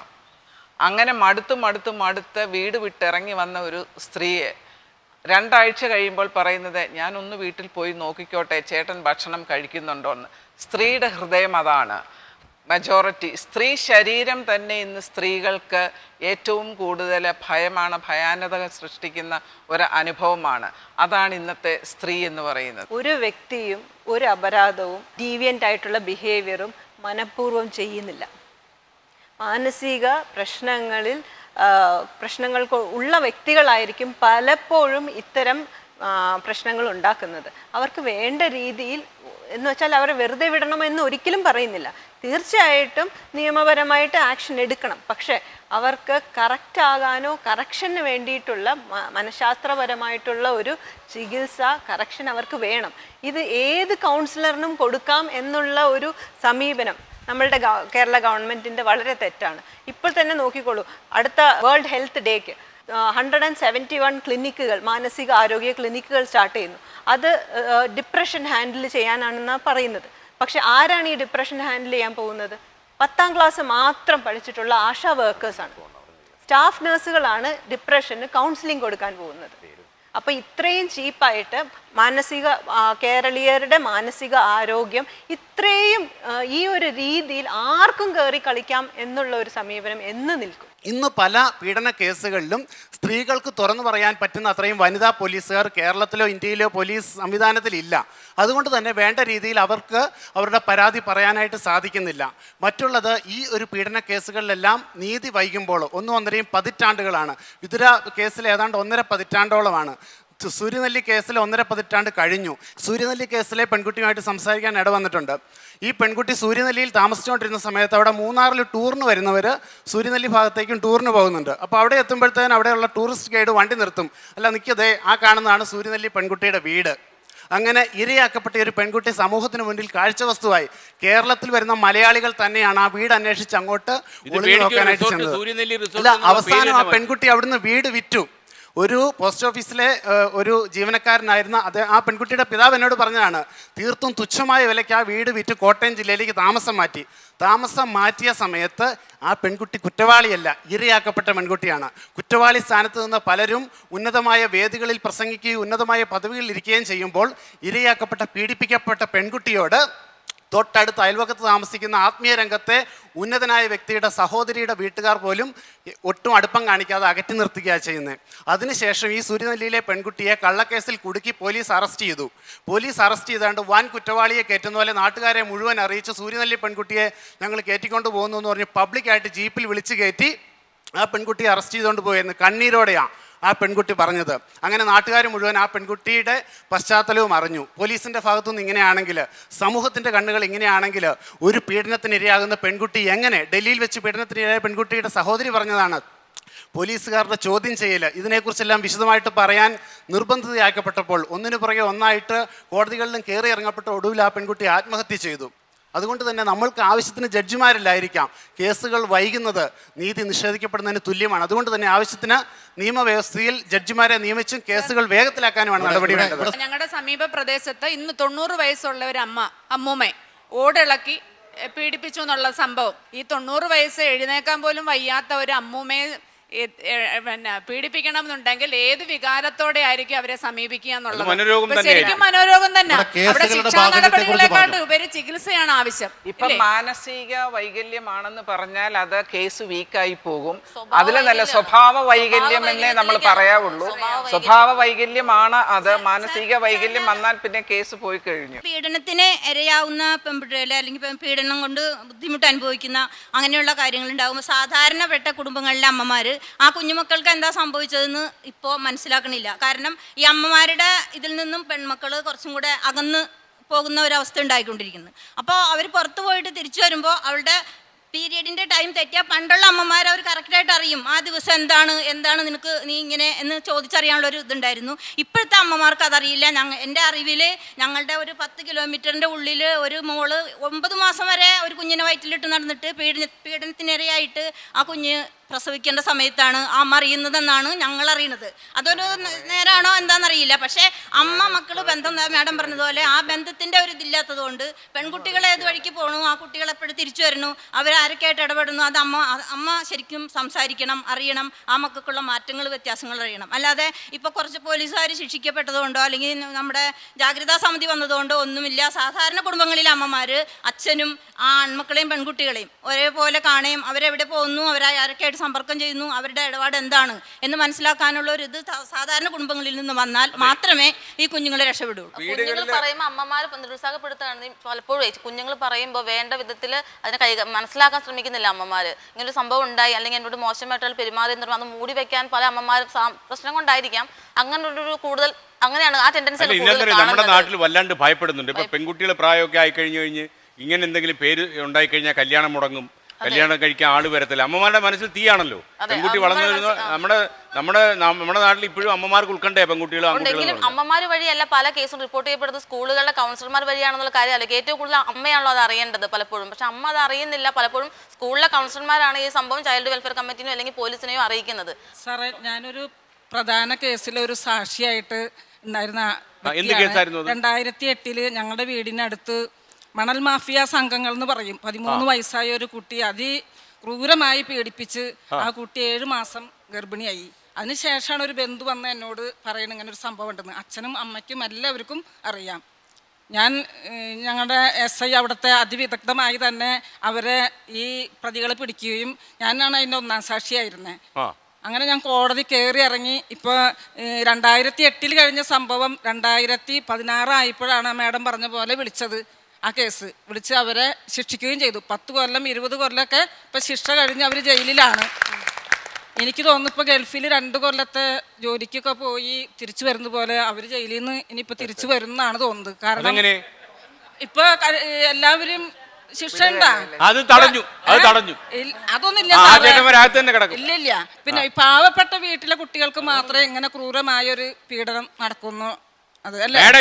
ഇപ്പോൾ ഒരു പ്രത്യേകത എന്താണെന്നറിയാമോ? എനിക്കൊക്കെ വലിയ സന്തോഷം. അത് വകതിരിവില്ലാതെ ഭരണാധിപന്മാർ പെരുമാറിയാൽ സാമൂഹ്യ പ്രതികരണങ്ങൾ ഉണ്ടാവും, കോടതി ഇടപെടും. ഇപ്പൊ അത് ചാനലിലും വന്നില്ല, പത്രത്തിലൊന്നും ഉണ്ടായിട്ടില്ല. ആ കുട്ടിയെ സംരക്ഷിച്ച് ഞാൻ ആ കുട്ടിയെ ഒന്ന് സംരക്ഷിച്ച് ഒന്ന് മഹിളാ മന്ദിരത്തിൽ കൊണ്ടുവന്നാക്കി. അവിടുന്ന് ആ കുട്ടി ഇപ്പോൾ ഞങ്ങൾ കല്യാണം കഴിപ്പിച്ചു, ആ കുട്ടി പ്രസവിച്ചു. എല്ലാം അറിഞ്ഞുകൊണ്ട് തന്നെ, മനസ്സിലായ? ആർക്കും ഈ സംഭവം ഒരാൾക്കും അറിയില്ല കേട്ടോ. ഞങ്ങളുടെ നാട്ടുകാർക്ക് മാത്രം പറയാൻ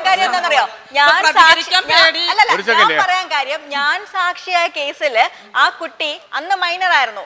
ഇപ്പൊ അത് പ്രായപൂർത്തിയായി, അത് കൂറുമാറി, അതിനെ ആരും പീഡിപ്പിച്ചിട്ടില്ല. പ്രതിയും വാദിയും ഒന്നായി. എന്റെ അനുഭവത്തിൽ നിന്നാണ് ഞാൻ പറഞ്ഞത്. എന്റെ അനുഭവത്തിൽ നിന്നാണ് ഞാൻ പറഞ്ഞത്.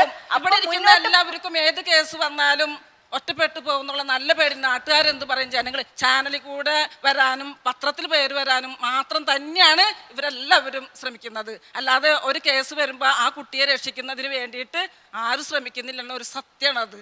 ഞാനതൊക്കെ നല്ലവണ്ണം ഈ കുട്ടിയെ പീഡിപ്പിച്ച് കഴിഞ്ഞപ്പോൾ നല്ലോണം അനുഭവിച്ചതാ. ഞാനതിന് ഇറങ്ങി തിരിച്ചത് തന്നെയാണ് ആ കുട്ടിയെ രക്ഷിക്കണം എന്ന് പറഞ്ഞു. ഇപ്പൊ സുഖസുന്ദരമായിട്ട് ആ കുട്ടി ജീവിക്കുന്നു. എനിക്ക് സ്വന്തമായിട്ടൊരു വീടില്ല. ഞാൻ BCom വിദ്യാർത്ഥിനിയാണ്. അമ്മ കഷ്ടപ്പെട്ടാണ് ഞങ്ങളെ പഠിപ്പിച്ച് ഈ നിലയിലെത്തിയത്. ഞങ്ങൾ 3 പേരാണ്. ജിഷയുടെ മറ്റ് സംഭവങ്ങൾ അറിഞ്ഞ് ഞങ്ങൾ വളരെ പേടിയോടെയാണ് വീട്ടിൽ കിടന്നുറങ്ങുന്നത്. ഞങ്ങളുടെ വീടിനടുത്തുള്ള എല്ലാ വീടുകളും വൻ കൂറ്റൻ കെട്ടിടങ്ങളായത് കാരണം ഞങ്ങൾക്ക് നാട്ടുകാരിൽ നിന്നും ഇതുവരെ അങ്ങനൊരു സംഭവം ഉണ്ടായിട്ടില്ല. ഗവൺമെൻറ്റിൻ്റെ വിവിധ സ്ഥാപനങ്ങൾ ഞങ്ങൾ ഒരുപാട് അപേക്ഷകൾ നൽകിയിട്ടുണ്ട്. പക്ഷെ ആരിൽ നിന്നും ഒരു സഹായം ഞങ്ങൾക്ക് ഇതേവരെ ലഭിച്ചിട്ടില്ല. ഞങ്ങൾ വളരെ പേടിയോടെയാണ് വീട്ടിൽ കിടന്നുറങ്ങുന്നത്. ഞങ്ങളുടെ അമ്മ മാത്രമേ ഉള്ളൂ. ഒരു മുറിക്കകത്താണ് ഞങ്ങൾ എല്ലാ കാര്യങ്ങളും നടത്തുന്നത്. സ്വന്തമായി ഭൂമിയുണ്ടോ? സ്വന്തമായി 3 സെന്റ് വസ്തു ഞങ്ങൾക്കുണ്ട്. ഏത് പഞ്ചായത്താണ്? ഞങ്ങള് മാവേലിക്കര താലൂക്കിലെ തെക്കേക്കര പഞ്ചായത്ത്. തെക്കേക്കര പഞ്ചായത്താണെങ്കിൽ പ്രൈം മിനിസ്റ്റർ ആവാസ് യോജന എന്ന് പറയുന്ന പദ്ധതി നടപ്പിലാക്കാൻ തീരുമാനിച്ച് എല്ലാ സ്ഥലത്തും വീടില്ലാത്തവരെ അവർക്ക് കൃത്യമായി എല്ലാ സ്ഥലത്തിൻ്റെയും രേഖയുണ്ടെങ്കിൽ ഈ അടുത്ത ദിവസങ്ങളിൽ തന്നെ വീണ്ടും പണി ആരംഭിക്കും. ഞാൻ ഒരു മുനിസിപ്പൽ കൗൺസിലറാ. ഞാൻ എൻ്റെ വാർഡിൽ 12 പേർക്ക് വീട് വെച്ച് കൊടുക്കാനുള്ള ലിസ്റ്റ് പാസ്സാക്കി നിൽക്കുന്ന ആളാണ്. കുട്ടികളെ CWCയുടെ ഉത്തരവാദപ്പെട്ട ഉദ്യോഗസ്ഥർ പീഡിപ്പിക്കുന്നു എന്നൊരു ആരോപണം ഉണ്ടായി ഇവിടെ. ഈ കാര്യത്തിൽ അവിടുത്തെ സഹോദരിമാർക്ക് വേണ്ടി വനിതാ കമ്മീഷൻ ഇടപെടാൻ പറ്റൂലേ? സഹോദരിമാർക്ക് വേണ്ടി വനിതാ കമ്മീഷന് കുറെ പരിമിതികൾ ഉണ്ടെങ്കിൽ ഇടപെടും. അങ്ങനെ ഇടപെടുന്ന സാഹചര്യമാണ് തീർച്ചയായിട്ടും ഇടപെടും. ഞങ്ങൾ അവിടെ 300-ൽ പരം പെൺകുട്ടികളുണ്ട്. ആ പെൺകുട്ടികളെ CWCക്കാർ പറയുന്നത് പുറത്ത് വിടാനാ പറയുന്നത്. അതർ സ്റ്റേറ്റിലെ കുട്ടികളാണ് ജനസേവയിലുള്ളത്. അത് അതർ സ്റ്റേറ്റിലേക്ക് വിട്ടുകഴിഞ്ഞാൽ അവിടെയുള്ള സ്ഥാപനങ്ങളിൽ വൃത്തികെട്ട രീതിയിലുള്ള പീഡനങ്ങളാണ് നടക്കുന്നത്. അതുകൊണ്ട് ഞങ്ങൾക്ക് ഞങ്ങളുടെ കുട്ടികളെ അതർ സ്റ്റേറ്റിലേക്ക് വിടാൻ താല്പര്യമില്ല. ഈ മാർച്ച് 31 വരെയാണ് ഞങ്ങൾക്ക് ലാസ്റ്റ് ഡേറ്റ് പറഞ്ഞിരിക്കുന്നത്. ഞങ്ങൾ ഈ 300-ൽ പരം പെൺകുട്ടികൾ പുറത്തു പോയി എന്തെങ്കിലും സംഭവിച്ചു കഴിഞ്ഞാൽ ഏറ്റെടുക്കുമോ? ഇപ്പൊ എല്ലാരും പറഞ്ഞപ്പോ ഈ പുരുഷ പീഡനം എന്ന രീതിയിൽ മാത്രം ഒതുങ്ങി പോകുന്നുണ്ട്. നമ്മുടെ ശരിക്കും ഇപ്പം പുരോഹിതൻ പീഡിപ്പിച്ചപ്പോൾ അതിന് ഒത്താശ ചെയ്ത് കൊടുത്തത് നല്ല മാലാഹമാരായിരുന്നു. അതുപോലെ തന്നെ എല്ലാ സ്ഥലത്തും പീഡിപ്പിക്കപ്പെടുമ്പോൾ സഹായം സ്ത്രീയുടെ ഭാഗത്തുനിന്നുണ്ട്. എല്ലാ കുറ്റവാളികളും ചെയ്യുമ്പോൾ അതുണ്ടെന്ന് ഞാൻ പറയുന്നില്ല. കുട്ടികളെ പീഡിപ്പിക്കുന്നതിന് കാരണം എന്താ? ഒരു 35 വയസ്സും 50 വയസ്സുമുള്ള ആൾ പീഡിപ്പിക്കാനുള്ള കാരണം തന്നേക്കാൾ ശേഷി കുറഞ്ഞ ആളെ പീഡിപ്പിക്കാൻ പോയാലേ അയാൾ പ്രതികരിക്കാതിരിക്കൂ എന്നുള്ള മനഃശാസ്ത്രം അവനുണ്ട്. ഇപ്പോൾ പെഡോഫീലിയ എന്നാണ് കുട്ടികളെ പീഡിപ്പിക്കുന്നതിന് വേർഡ്സ് ഉപയോഗിക്കുന്നതാണ് എൻ്റെ ഒരു പെഡോഫീലിയ. ആ പെഡോഫീലിയയിൽ പറയുന്നത് എങ്ങനെയാണ്? തൻ്റെ 32 വയസ്സുള്ള ഒരാൾ 5 വയസ്സുകാരെ പീഡിപ്പിക്കുന്നത് ഏതെങ്കിലും സൗന്ദര്യം കണ്ടിട്ടാണോ? ഒരിക്കലും സൗന്ദര്യം കണ്ടിട്ടല്ല, സ്ത്രീകളുടെ സൗന്ദര്യം കണ്ടിട്ടല്ല, അയാളുടെ മനോരോഗത്തിന്റെ ഭാഗമായിട്ടാണ് ചെയ്യുന്നത്. പീഡനത്തിന് ഇന്നിവിടെ ജെൻഡർ ഡിസ്പാരിറ്റി ഇല്ല. പീഡനം ഏറ്റവും കൂടുതൽ പുരുഷന്മാരിലേക്ക് കേന്ദ്രീകരിക്കപ്പെടുമ്പോൾ ഇവിടെ ഏറ്റവും കൂടുതൽ പീഡനത്തിന് കൂട്ടുനിൽക്കുന്നത് സ്ത്രീ സമൂഹമാണ്. സ്വന്തം വീടുകളിൽ രണ്ടാനമ്മമാരും സ്വന്തം അമ്മമാരും ബന്ധു വീടുകളിലുള്ള സ്ത്രീകളും ഒക്കെ തന്നെ പീഡനത്തിന്, മുത്തശ്ശിയും ഒക്കെ തന്നെ പീഡനത്തിന് ഒരുപാട് അനുകൂലിക്കുന്ന ഒരു അവസ്ഥ ഇന്ന് കേരളത്തിൽ അല്ലെങ്കിൽ നമ്മുടെ സമൂഹത്തിലുണ്ട്.